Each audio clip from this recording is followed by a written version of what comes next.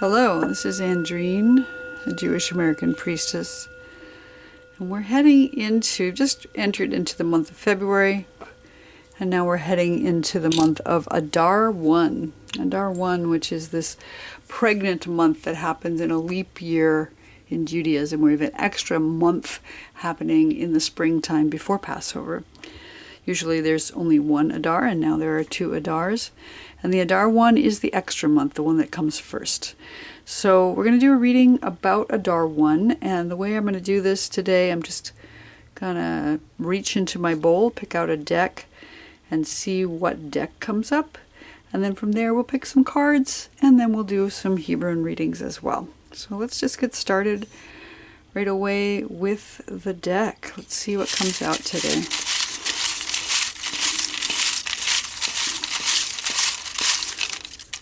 There's this one.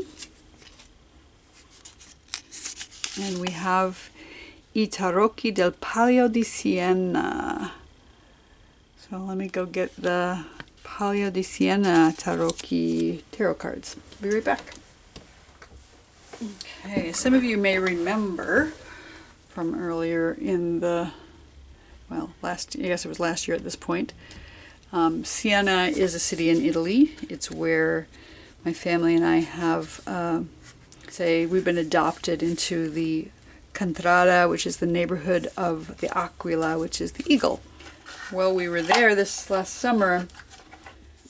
I received this tarot deck as a gift. And it's wonderful because it has all the Contrade of the city of Siena within it. So each of the animals that represent the 17 neighborhoods of the town. So we're going to start by pulling out 3 cards today from this deck. Let's take a moment to shuffle the cards and see if we have some clarity about which 3 cards want to come out today. Oh, they're so huge.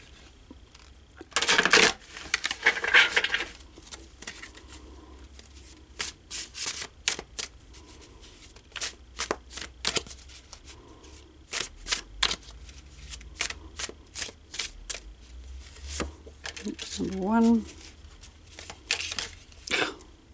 That one jumped out all by itself. Number 2.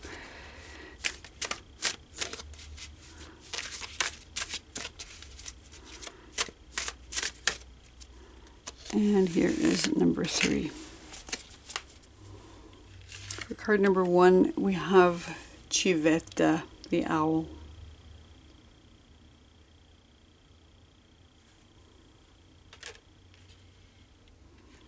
Card number 2, we have Aquila, the eagle. And for card number 3, we have the 8 of Pentacles. Okay, so take a moment to just determine which of these 3 cards is calling for you today. And I will put the timestamps down below. And I will see you in your reading.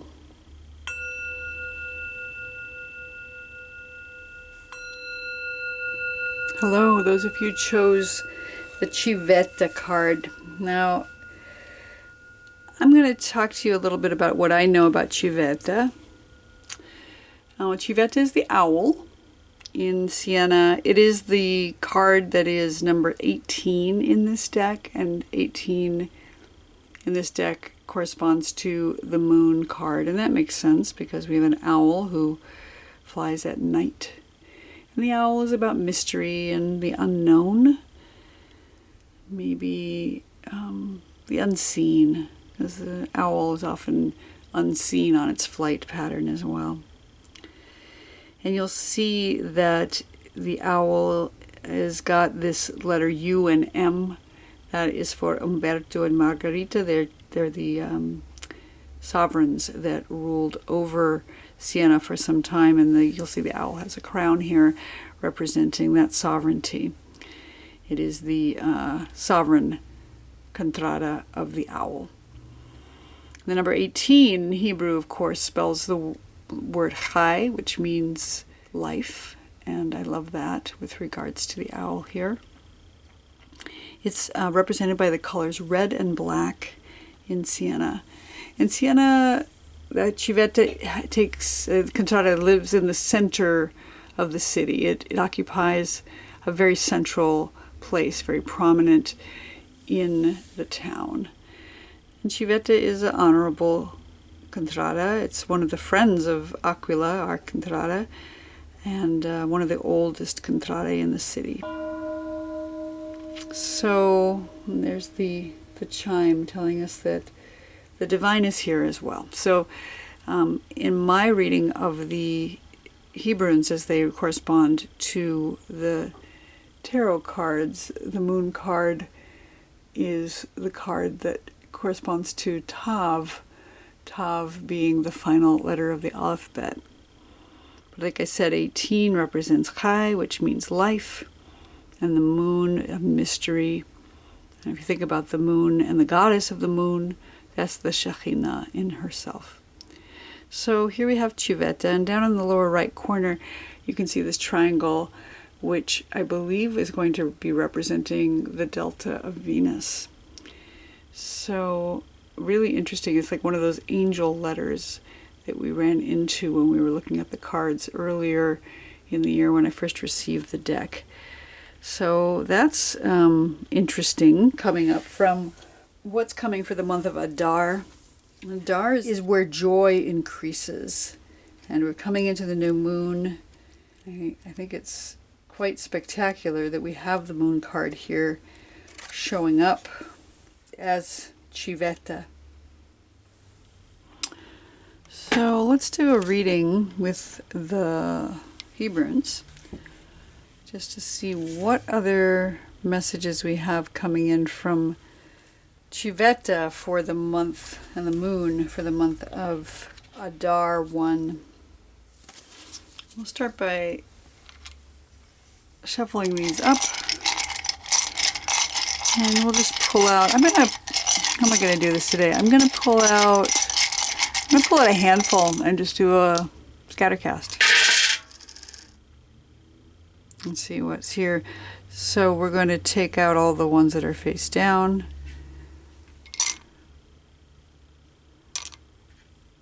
Except for that one.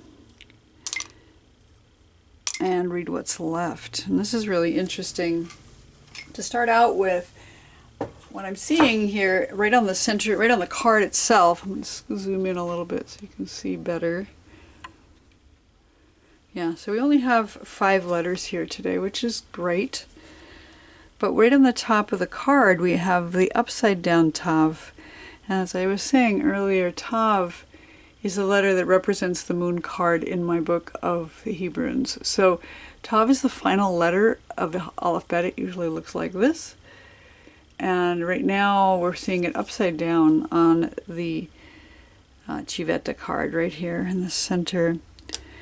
And Tav is the letter that represents a signature or a seal, something that is coming to an end, the completion of the alphabet, some kind of stamp or signature, an ending of a thing for sure, but then a reincarnation of a new thing, very much like the moon that cycles through that dark time, then into the first quarter, and then into the fullness of the moon, the half of the moon, and then the fullness of the moon, the last quarter, and then back into darkness. So those cycles, so they represent an ending, but they also represent a new beginning as they come around. So a reincarnation of some sorts.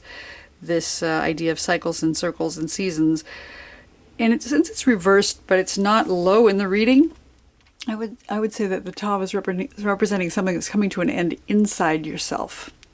Something is complete, but it's not an external completion. It's an internal completion. Something that has come to an end. And it's affiliated with the word Din, which means judgment, because it looks like the Tav is a Dalet and a Nun kind of squished together, Dalet and Nun here. And that spells Din, Din meaning judgment. And judgments are often affiliated with endings. Something has been judged and something has come to an end. And it sounds like this is saying that there's an inner judgment. that has caused this ending, whatever it might be.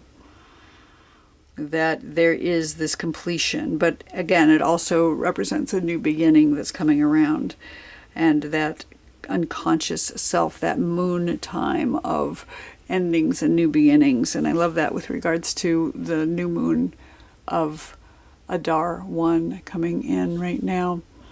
We have this new moon coming, and it's this pregnant moon. It's this moon that represents an extra month that gives us this sense of anticipation for the next Adar, which, as it is said, that joy increases in the month of Adar. So we have an opportunity for more joy to increase as we perhaps release whatever it is that's coming to an end inside of ourselves.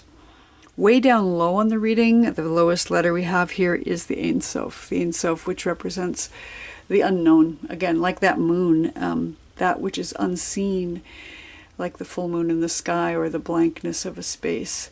It's the substrate onto which all the other letters are carved. That infinite that is representative of the divine, the void, the unknown, fate perhaps. And it's really low on the reading, so maybe there's some fear around that we don't know what's coming. Interestingly, because it's the moon, there's unconsciousness, unconscious intuition, and shadow self that is right there with that Ein Sof. This primordial chaos, the deep, the boundlessness of the infinite. So that's really low on the reading, and it's saying that we don't know what's coming, and that's a little scary. That we have finished something, that something has come to an end, and we don't really know what's going to happen next. And that's what comes with change. That's what comes with the moon, and it's what comes with even an owl coming in the night silently, and we don't know where it's coming from or where it's going. So that seems to be apropos of this situation right now. To the right of that and a little bit higher, we have the letter Vav, and it is upside down as well. And the Vav, which normally looks like this, a tall standing person or a taproot that's drilled into the ground, and as it is upside down and sort of low on the reading here, I'm going to say that this is again about a fear or a challenge that's come up for us. We've got the Vav meaning connection. It's literally the word and in Hebrew, and it means a tent peg or a hook, something that holds things together. So it's about connection. It's about connecting two things together, the heavens and the earth. That could be two people, could be ourselves and the divine. It's the number 6, so it has to do with the 6th day of creation, something that's almost finished, something that has almost come to an end. So that last day of active creation. So not surprising with the Tav here that something is coming to an end. And of course the month of Shvat, which is coming to an end right now. And there's concern about that. There's fear. There's fear or concern in whatever this connection piece is bringing up, that there's been maybe a connection that hasn't worked out so well, that there has been a problem with feeling tethered to the earth, maybe a problem with feeling connected to divinity even, that we don't have that sense that maybe we can't see so well like the owl can because we're in the dark right now. And with the things being upside down, it's really hard to tell what's happening. Above that, we have the Aleph. And I would say this is sort of on the path line here. Aleph is the number 1. It's the first letter of the Hebrew alphabet. And it is the mother letter of air, the letter that means breath, the chest in the body. That air that we might feel while the wings of the owl fly over us. We can't see our way forward, but we can feel that air and feel that breath. And the mother letter of air is about being present and breathing, being accepting of what is, and really feeling that connection between heaven and earth. You can see the Vav right in the center there, that connection piece, and then a Yud above and a Yud below, which represents the divine above and the divine below. And humanity begins with the Aleph, the Adamah, and the Adam, the mud, the earth, as well as El Elyon, Adonai, all the names of God that begin with Aleph. So we have both things here, this balancing piece between heaven and earth, between the divine and humanity. The number 1, which connects all things. And since it is this letter that means one, oneness, it's got this paradox that if you spell it with a different vowel, the word Aleph means 1,000. So it has this concept of the multiplicity within unity and the unity within multiplicity. So when we feel disconnected from our familiars, from the divine, we can understand and recognize that all is one, that all comes from the one and all returns to the one, as is represented by the Ein Sof here, the infinite. So this is the first letter of the alphabet. The Tav is the last letter of the alphabet, and the Ein Sof is the thing on which the alphabet is written. So we have beginnings, ends, and the wholeness of it all right here within the Aleph. And that connecting piece, that Vav in the center, connecting the Yuds in the Aleph. So a lot of repetition right here in this section of the reading. The letter that's at the top of the reading is the letter Tet. And it's sort of on its side here, but I'll pull it up so you can see it. It looks like this. It represents a cup or a womb or a snake, even a basket, maybe a basket with a snake in it. And it is the letter that represents that which is good. It's the first letter of the word Tov, which means goodness. And it's also representing of gestation. It's the number 9 in Gematria, so it has this feeling of the 9 months of pregnancy. And I love that for the Adar I month, which is that pregnant month. It is turned a little bit. So maybe there's been some rest that needs to happen. Maybe this Tet is resting. I like that we have both the Tav and the Tet here. We have the 2 letters that make that T sound. And the Tet itself is containing goodness, that pregnancy, that 9 months of gestation. It's the sense of taste in the Sefer Yetzirah that I read, but it's also connected to the tribe of Simeon, who is the one that is about hearing and listening, Shimon, like Shema. So Civetta here for the month of Adar I. We have the moon in the card of Civetta. We have the moon in the Tav that's reversed on the card, our inner moon. The moon that is trying to guide us into some kind of transformation. Being able to sit with what is changing. We have the emptiness of the unknown and the void down at the bottom, and something upturned about connection. It's perhaps giving us a little bit of pause in not understanding, in some sort of mystery here with the Ein Sof. But we have the Aleph, and the Aleph is oneness. Remembering oneness, sitting with our breath, could be very beneficial for this month coming up of Adar. And knowing that it's good, knowing that we have the Tet here. The Tet, that something is gestating, something good is gestating, that we just need to wait for the transformation to happen. We need to wait for that snake to shed its skin, for the moon to turn from darkness into fullness again.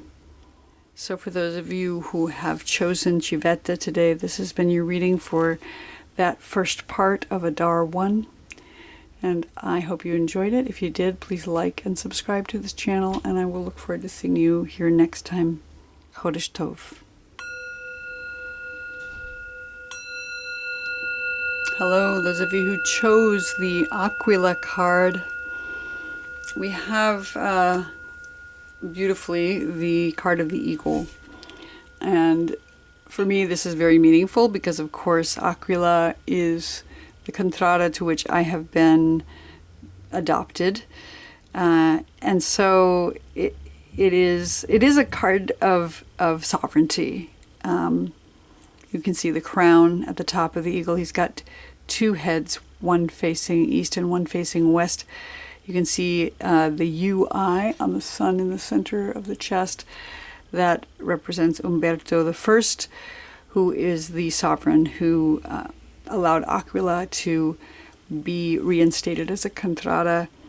The colors of Aquila are yellow, blue, and black. You can see he's holding both a sword and a wand here, of a rod of some sort, a scroll perhaps, and then on the other hand that orb is often affiliated with sovereignty. Aquila card has been given the number 4 in this deck, and the number 4 is the Emperor, of course, because Aquila is sovereign. He's the Emperor. He's the one that rules over all things in the animal kingdom, certainly in the realm of the air.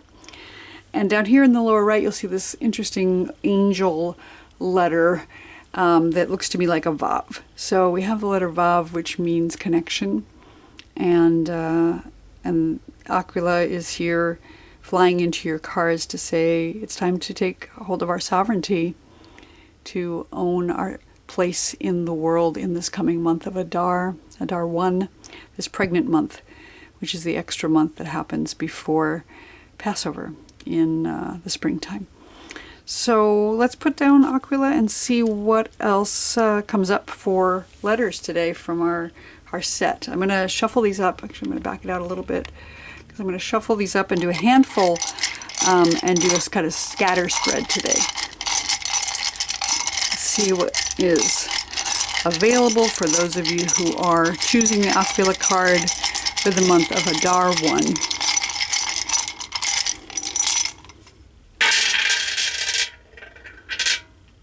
Okay. Wow, so it looks like we might have only 2 letters here. Let me pull out everything that is face down in the reading. And let's start with those 2, and then we'll pull out a couple more if need be. And it may be all that we need today. So in the center of the closest one into the center, I'm going to scooch back in here, we have the letter Bet, and the Bet is almost face down. It's 3/4 of the way down. It usually looks like this. The letter Bet is the second letter in the Aleph Bet, the Bet of the Aleph Bet part, and it represents a house or a home. And for those of you who do any dream interpretation, you might know that the home and the house represents the self in dream worlds. So I always think of Bet as representing our bodies. Where do we live? We live in our bodies, or maybe the world. It represents the world where we dwell all the time. And since it is turned over a lot of the time, I think of this as the position representing that which is within.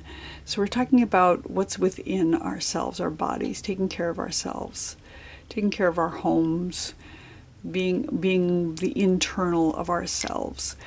And Bet is the letter that also corresponds to the day of Shabbat. So maybe there's a real big need for rest right now. Again, ways to tap into our sovereignty might be to take a rest, take a well-deserved rest. Bet is the number 2 in the Gematria. And that end, it represents second chances, beginning again, something starting over. Oftentimes in Torah, you will see the second sun elevated above the first sun in succession. Very frequently in the stories of Torah, we have the second son taking the position of the eldest. So I think about Bet in terms of that, because in part, Aleph is the first letter of the Aleph Bet, but Bet is the first letter of Torah. So it has this primary position, despite the fact that it's the second letter. It's the first letter of the word Bereshit, meaning in the beginning. So it's about new beginnings. And since it's reversed, or almost reversed, I'm going to say this is an internal new beginning. Again, taking care of ourselves, taking care of our homes, our bodies, and the planet itself. It's about resting. And it is the mouth and the body as well. It represents the mouth and the body. So maybe it's time to pay attention to taking care of the things that we put in our mouth, the things that come out of our mouth as well. So there's something significant about internal parts of ourselves, rest, bodies.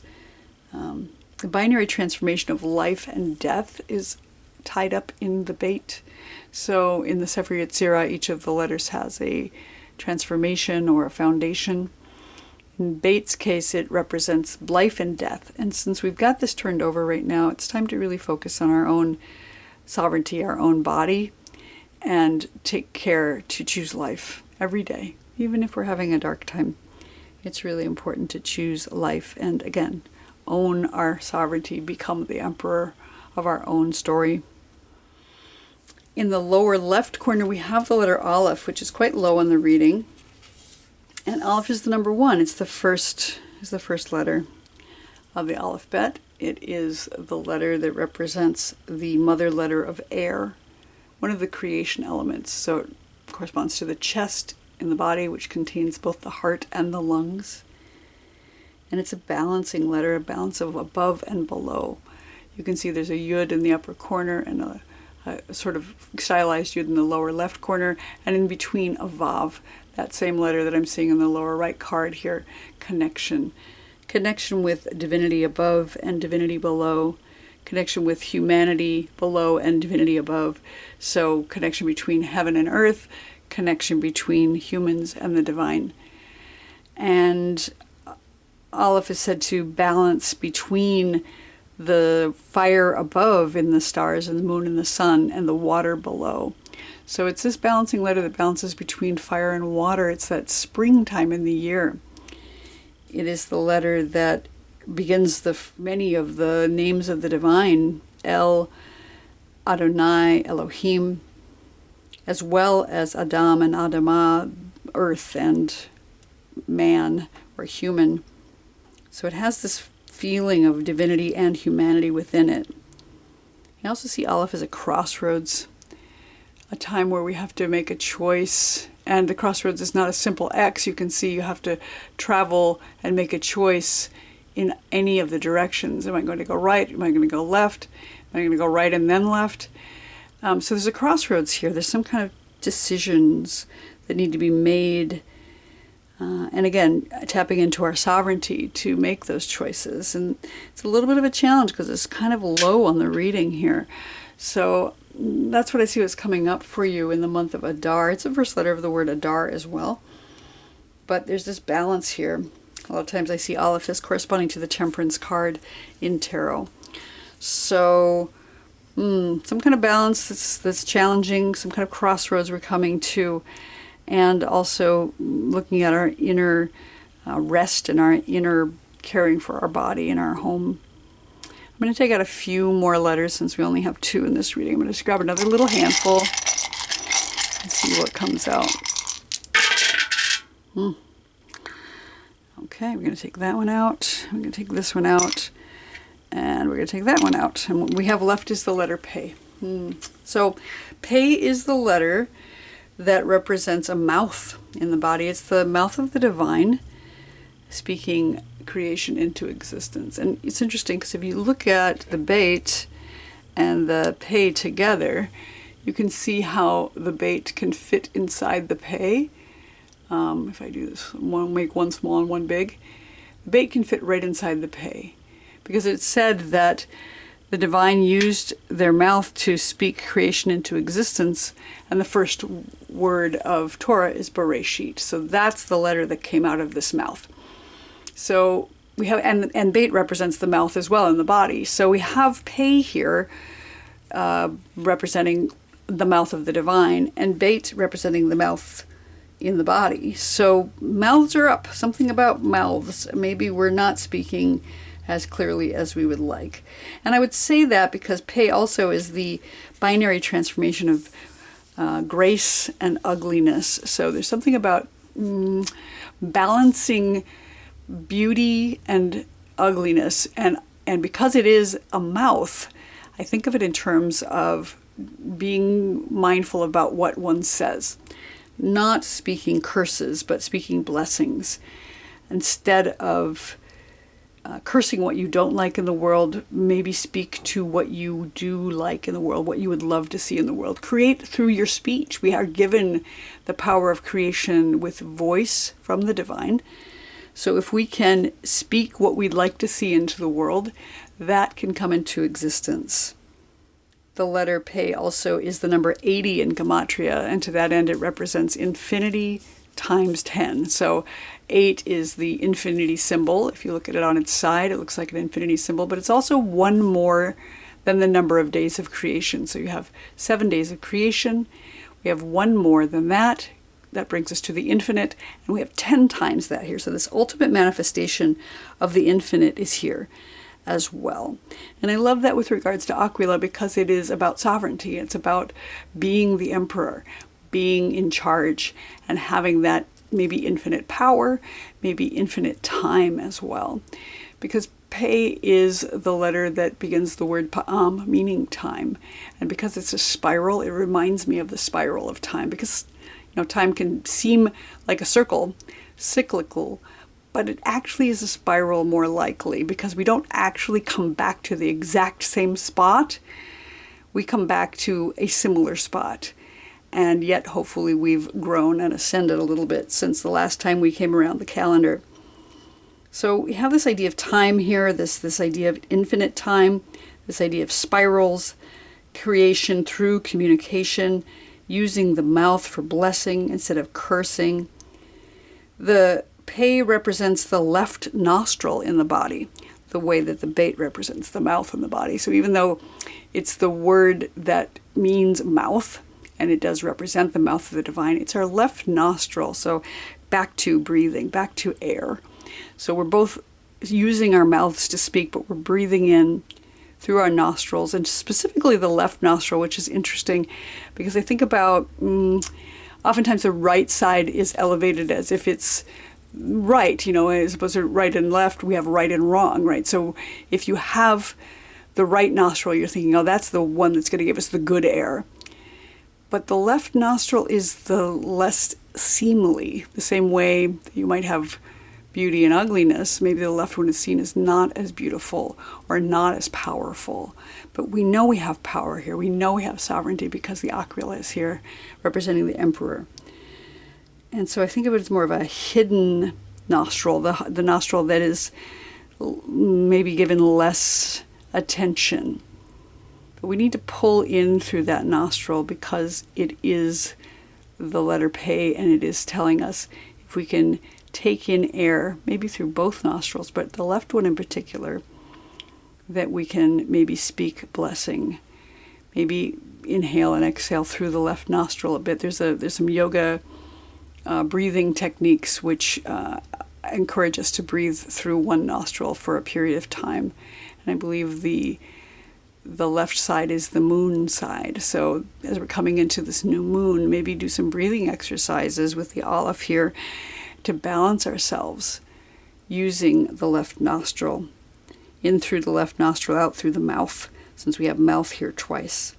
I don't know if that would be, you might find it interesting. Maybe you'll get some insight if you take time to do that this month. I think of the Pe as corresponding to the Hierophant card in Tarot. The Hierophant, who is the one who uses their voice to speak and teach and lead even. And so like Aquila, like the Emperor, they have some authority and power. So it's a mouthpiece of the divine. He's usually seen, the Hierophant is usually seen as like the Pope of the deck, somebody who is in a position of spiritual authority. But you are in a position of spiritual authority for yourself. And I think that's the message I'm getting here from these letters today, that we have the Aquila representing the Emperor, personal sovereignty, great power, with the connection piece at the bottom here, this angel letter of Vav. The Beit, which is reversed slightly, so an internal concept of taking care of our bodies and our homes, taking care of what we say and what we ingest. And the Aleph down here saying there's a need for balance. There's a need to find balance right now. Maybe take time to breathe. Maybe take time to see where you sit in that continuum between above and below. If you're at a crossroads right now, take some time to sit and breathe. Pay attention to your breath. Be mindful of what comes out of your mouth, that you speak what you would like to see in the world rather than cursing what you would not like to see in the world. So I think that's your reading for today for the month of Adar I, for those of you who chose Aquila. I wish you a very beautiful month and a wonderful new moon. If you like this reading, please do like and subscribe, and we'll see you here next time. Chodesh Tov.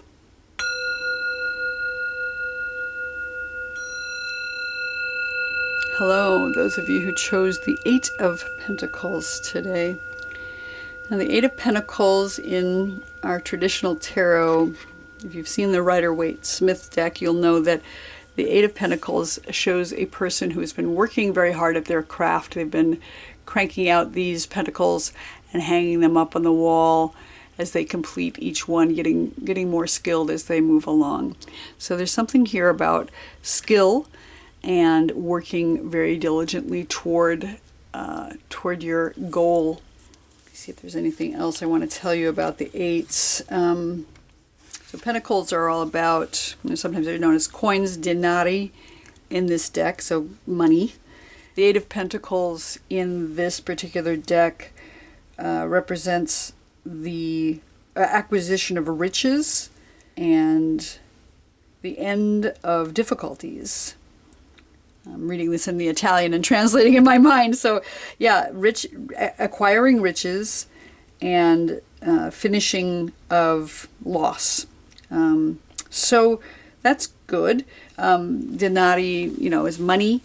It's sometimes seen as not just physical money, but like physical stuff. So it could be, sometimes it's seen as stones or physical health even. So the Eight of Pentacles can be about money and wealth, but a lot of times it can be just about working on your own physical project, whatever it is, your work, whatever it is you're called to do in your life. So that's our main card today. And what we're going to do for the reading is we're going to shuffle up the Hebrunes and pull out a handful and do kind of a scatter spread today for the month of Adar I.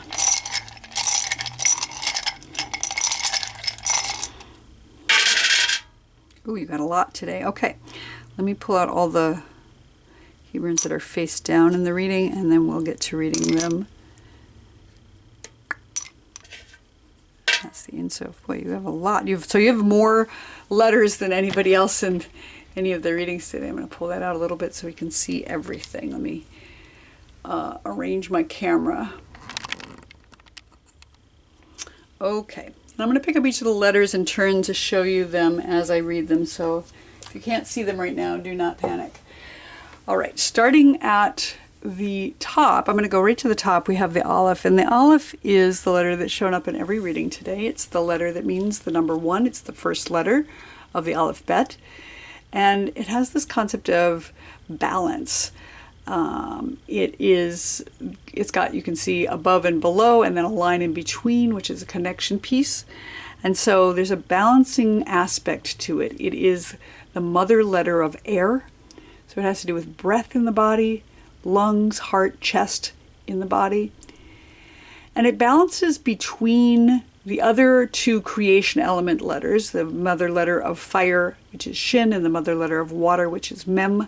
Aleph sits between them. So the fire is above in the sky, the sun, the moon, the stars, and the Mem is below in the water, and Aleph is between. It's that in-between space where we can live.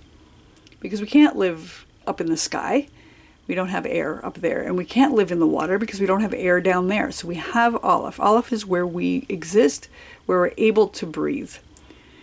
And breath is essential for life. As we know, the divine breathed into humans, and that is why we exist here.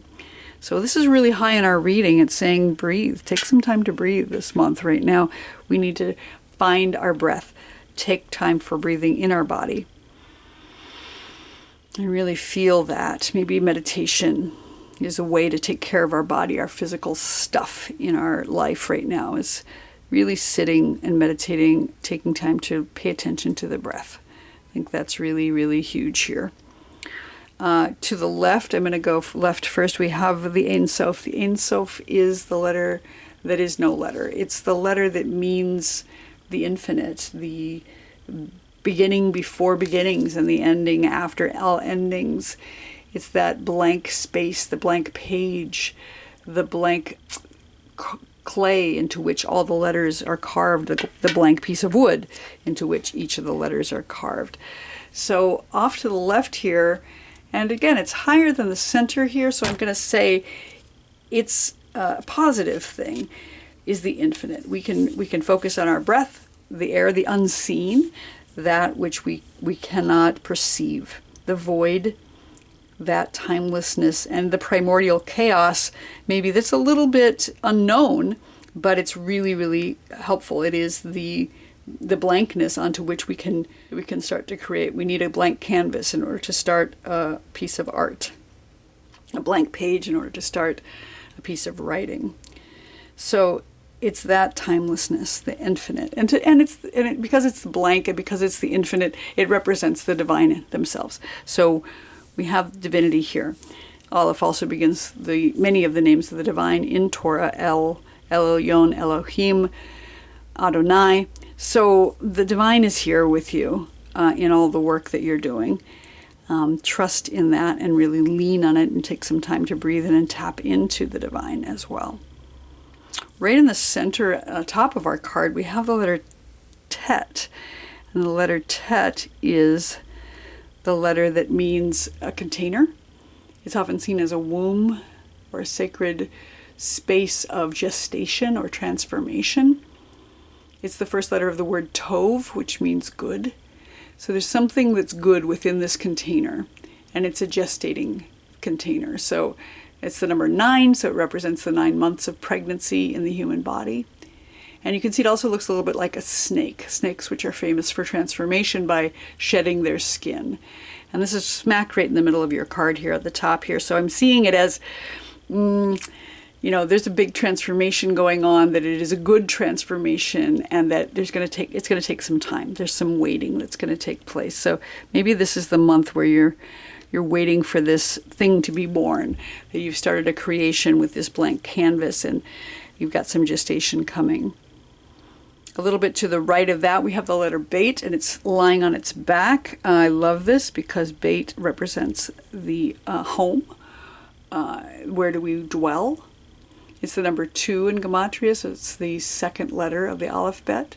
It's the second letter of the alphabet, but it's the first letter of Torah. So Bereshit, which means in the beginning, is the first word of Torah, and Beit is the first letter of Torah. So even though it's the second letter of the alphabet, it represents new beginnings. It's the first letter of Torah. So in the beginning, it represents the word in and to and on and at. So it's a preposition which is about being inside of a thing. And since it's lying on its back, it makes me think that it's resting. And I say that because Beit represents the day Shabbat, also in the letters. So take time to rest. Take time to go into your home and rest. This is, sometimes I think about Beit as being the body, because we may dwell in a bunch of different buildings, but we always dwell in our body as long as we are alive on this planet.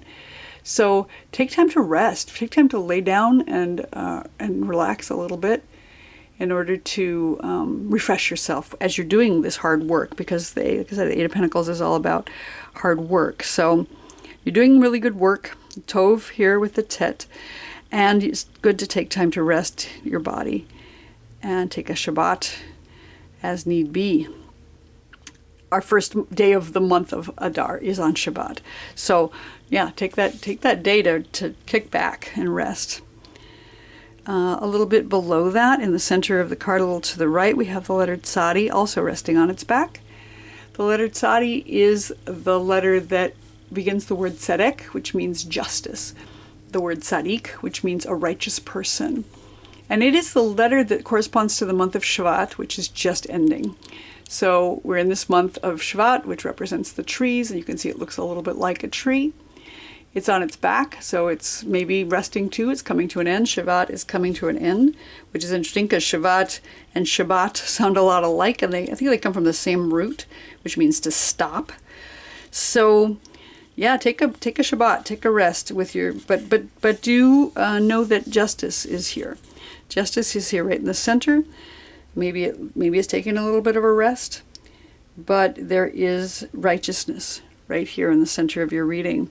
As you're doing your work, there's righteousness here.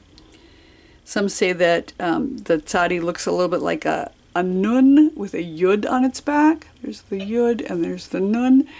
Nun was the letter that represents somebody who's humble. So there's humility here with divinity at its back. And as I said, Shabbat is coming to an end here, so maybe it's time for that humble one to take a little bit of a rest as well. Tzadi corresponds to the tribe of Asher in the Sefer Yetzirah, the book of creation. And Asher is the tribe that means happiness. And it's said that Adar is the month in which happiness begins to increase. So find your happiness here. You'll notice that Asher also sounds a little bit like Asherah, which is the feminine divine who dwells within the trees, sometimes seen as the consort of the god El in the very primitive Hebrew culture. So the feminine aspect of the divine who dwells in the trees. And she's laying down, she's taking a rest as well. Shabbat is coming to an end, and it is good. And it's time to move on, but to increase in happiness as we move forward. Maybe finding justice within that rest. Over here on the right, we have the letter Ayin. Ayin is on its head, which is interesting. Ayin is upside down, far to the right. Ayin is the letter that represents an eye. So it's about seeing, being seen, being watched over. And since it's upside down, I'm going to say that it's about being seeing inside, going inside yourself and having vision come to you from your inner seeing, your inner knowing. Ayin is the number 70 in Gematria, and so it represents a great ending. The number 7 is the number of days of creation, and 10 times 7 represents a really huge ending. So something has come to completion, and maybe it's the month of Shabbat here. Maybe it's something else. The new moon is representing a new beginning, but it's dark. So look within. Take some time to look within. That brings us back up to the Aleph with regards to meditation and breath and really focusing on the infinite. We've got this foundation of laughter that goes with the Ayin from the Sefer Yetzirah, and it's a little bit hard to reconcile that with an upside down Ayin, but if we're looking within and listening hard to the infinite, perhaps we'll have some insight that will give us the ability to laugh and find that joy increasing, as we said with Adar. That joy increases as it comes in. And Ayin is corresponding to the tribe of Dan in the Sefer Yetzirah, the tribe of Dan, which means judgment. So something is coming to an end and it's being judged. So that's real interesting. We're being able to see better, maybe within ourselves, what that judgment brings about. And then maybe laugh about it once we've gone through it. Maybe it's hard to do it in the moment, but once we've gone through it, we can laugh about it then. At the bottom of our card here, we have the letter Tav. Tav is the final letter of the alphabet, which is, it's lying on its back as well. Tav is the letter that means a sign, a signature, a seal, stamp at the end of a thing. So something's come to an end. Again, we've got the Ayin with the ending. We've got the Tav with the ending. It's on its back. It's resting. It's come to an end, and now it's taking a break. And Tav also looks like a Dalet and a Nun together, which spells Dan or Din, which means judgment again. So something has come to an end. We're judging it. We're seeing how it's turned out. We're resting after everything has come to an end. And Tav is also the letter that corresponds in my book to the moon in the sky, the moon card in tarot. So Tav rules over the moon in the sky in the Sefer Yetzirah, and I correspond it with the moon card in tarot, which is about the unconscious, the unknown, the intuition. So the moon, the new moon is coming, and that's part of the cycles and the seasons. It's the binary transformation of sovereignty and slavery. So maybe we need to stop being enslaved by the thing that's been holding us back and claim our own sovereignty. So as the Tav here lies down at the bottom of the card, and he takes a well-deserved rest at the end of whatever work we've been doing, this really challenging work with the Eight of Pentacles. We've been working very, very hard, and it's time to take a little bit of a rest. I mean, we see 3 letters lying down on their backs here. One that has to do with Shabbat, one that has to do with justice in the end of the month, and one that has to do with the final letter of the alphabet. So a lot of messages here saying take some time to take care of your body and rest after all this hard work you've been doing. And then in the lower left corner, we have the letter Dalet, and Dalet is the letter that represents a doorway or a gateway of some sort, some kind of portal. And it is also, it's got its head down here. Dalet is the letter that represents humility and the binary transformation of wisdom and foolishness. It's a little bit face down, so maybe there's been some foolishness and we've fallen on our face. That's the message I'm getting here from Dalet being face down in the lower left. Because it is low in the reading, maybe there's a fear about how we've been foolish. Maybe there is this ultimate humility. It is the letter that begins the word Dal, which means somebody who's a poor one, somebody who is maybe a little bit lower in status. So we've got this feeling of going through a doorway, going through a gateway, some kind of portal that we have to transverse, but we need to remain humble, or that we have been humbled. Dalet is also the letter that rules over the planet Mercury in the sky, Mercury, which is all about communication. So maybe we've had some foolish communications that have gone on, something that has not gone wisely for us, and becoming aware of that. But we do need to transition. The ending has come here. We've got the ending here twice, as well as this doorway, which is the transition portal to the next thing, whatever it is. So we've been humbled a bit. We've got some humility here. We've got a transition to happen. We need to keep our head down, perhaps, and walk through the doorway, maybe crawl through the doorway because we're face down. That we've got this foolish thing that's happened. So those of you who chose the Eight of Pentacles, we've got a lot of messages here. You've been working very hard. Take time to breathe. Tap into the infinite. Know that there's something gestating, that it's time to maybe take a rest because we're gestating. We've got the bait on its back saying rest, take care of your body. We've got the tzadi on its back saying Shvat is coming to an end, that it's time to find our happiness, start transforming into happiness, but the way to do that is to rest. And also we are looking inside. We're looking for insight inside so that we can find our way through to laughter and joy. There's a judgment that's happened, and the judgment has happened here again with the Tav on its back resting, that there's the moon is transforming right now, and we need to just let it happen. Take some time on Shabbat to watch that moon just transform to the darkness. And then as we walk through that doorway, know that humility is necessary to get through to the other side, whatever it is. But come back up to that gestation. Know that something is transforming, that the skin is being shed, and that we can take the time to breathe, and we'll get through to the other side. So for those of you who chose the Eight of Pentacles today, the Eight of Denari, this has been your reading. I hope you enjoyed it. And if you did, please like and subscribe, and we'll see you here next time. Chodesh Tov.